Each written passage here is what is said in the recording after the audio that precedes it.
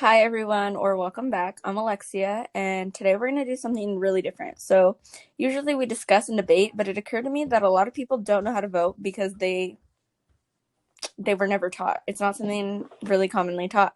So, today we want to talk about how to pre-register to vote, how to register, and how to actually vote. Before we get into it, though, I'd just like to say that when we were planning this episode, I actually didn't know how to get pre-registered myself. I didn't think that I could do it. That I could. I didn't know a lot of things about the voting process before doing the research for this episode. Yeah. And it taught it. This episode taught me what I could do to get myself prepared. What Yeah, we're oh, continue. No, please, you go first. Okay, so I just think it causes a lot of problems for our whole election system because we encourage people to vote, but how do you tell somebody to do something if they don't know how to do it? So we, Exactly. And then like if you have parents that like don't vote, which is becoming a more bigger issue in this United States, like they're not going to teach you what they don't know how to do. The fisherman exactly, the fisherman can't teach you to fish if he isn't a fisherman. exactly. That was a really strange wording of that, and I'm not sure that's a real phrase at all, but I'm going to Probably not, roll but I off it. liked it. Why Um, thank you very much. But what we're trying to say is that don't worry about not knowing how to vote. Oh, here, this is where we learn. Alexia, if you could take it away. so I want to start with getting pre-registered, and a lot of people don't know that you can get pre-registered, but you have to be 16 or 17. Um, so social media does its part by encouraging people to vote. They give you the link that where you could register. So if like you just don't feel like doing it through Instagram or you just have the time to do it at a certain day, you could go to registertovote.ca.gov and it'll give you three options: pre-register, registering, and then your registering status. From there you could click what you need, but starting with pre-registering, you're gonna click it. It's gonna give you like some really basic, it's gonna ask you for some really basic information: your name, your zip code, where you live. You have to know your social security number, and the same goes for registering. Mm-hmm. um On that Marcos. on that subject, when you turn 18 is comes the time when you can actually vote. If you get yourself pre-registered, well then as soon as you turn 18, you're all ready to go. But if like most people you haven't pre-registered, don't worry about it. You can get yourself registered pretty easily.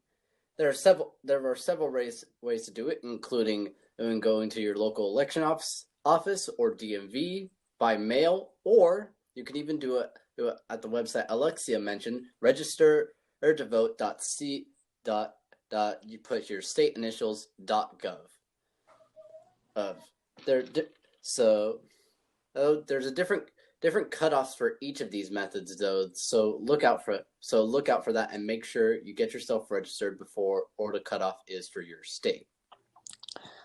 So obviously all state requirements say that you have to be 18 to vote and a US citizen. So you could easily register if you qualify for those two things. Once you get yourself registered in the mail, you might get a voter registration card on election day. You'll go to the poll booth to vote.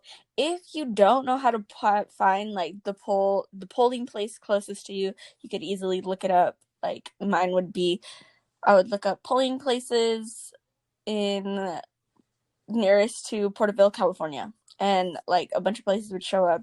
The world is your oyster when you have Google. So, Mm-hmm. so sometimes you have to show some form of identification. Then you could fill out your ballot, and the ballot can be very overwhelming. There's like a lot of choices, a lot of check marking boxes. So, what I recommend doing before you go vote, just don't go voting blindlessly because your vote counts. Kind of look up like 2020 voting ballot, like who's going to be on it, and then you could read about those people and really decide. Um, Feel free to ask a poll worker though. They're there. In America, we have a shortage of poll workers currently, but if you want like a more detailed answer, you go to us.gov/voting.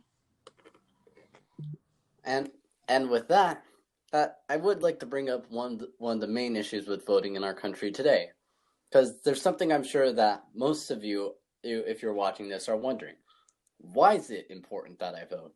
Oh, and one of the common mindsets with this is not going to change anything in the millions of votes that are going to be coming in. And so the thought process that a lot of Americans share today. And I like to leave this up to an open discussion between us, Alexia, but uh, what do you think the effects of not voting have been had in America? So That was a weird way obviously, to phrase that. let me put it this way. So obviously, older people, they're taught to vote. They know how to vote. And so older people go for candidates that benefit them, right? So older people are going to go to the polls and vote. Young people aren't taught that. They're not going to do it. So for our future, young people should vote. That's what I'm trying to get at. Young people should vote so we could get the people that are going to benefit the future generations in office. So when older people continue to vote and younger people don't, we see older people with older mindsets in office. Mm-hmm. And what we really need is the future of Americans going into office, making the decisions for their country that they're going to live in. And it's important to have that mindset that this vote is going to change the country. This vote is going to help out. This vote, we need to get people into that mindset, and that's what we're trying to help provide today. Also, you get a cute little sticker if you vote, just saying. Imagine going through the voting process, and that's what you're most excited about. I got a sticker, everyone. I'm voting for the sticker, man. No, I'm just kidding. Just kidding. That was a joke. So this episode was pretty short, but that kind of brings us to our ending. The message here is please just vote. Your vote counts. Mm-hmm. Before we close, though, Alexia, I would like to bring up an aspect of voting, which is voting where. Oh, yeah, we forgot to talk about this. So we wanted to mention that, I know, like, maybe it's not touched on a lot, but voter suppression is real and voter intimidation is real. So when you go to vote, try to wear, like, a plain outfit, like nothing like that would state where you're, like, who you're voting for, things like that. Just very plain. That way. Something that people, if you think it's controversial, you shouldn't wear. Your immediate thought shouldn't be to wear it to where you're going to vote.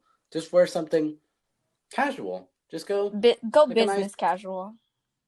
Yeah, a great way to describe it. A nice business casual going to vote. So, just don't. What was the one you told me that one Biden fan made, the Biden Beauty? Yes, Biden Beauty. It's like they sell beauty blenders, but like if you're a Trump supporter and you want to wear like his merch, I know he has a website, and I think Biden has a website too. You should definitely refrain from wearing that. You might encounter some voter intimidation, or some very passionate voters that you may get in trouble with outside. So what we're saying is just go casual. Don't try and show. If you do like come across some voter intimidation, you can contact the Secretary of State's office at 345-VOTE, vote in all caps. So if you just have any like complaints or like you want to talk to somebody about something that happened while you were at the polls that you feel like, was it okay, a form of discrimination. So Exactly. Okay, I think that's all. Well, that was the last. Yeah. So, with that comes the end of our episode.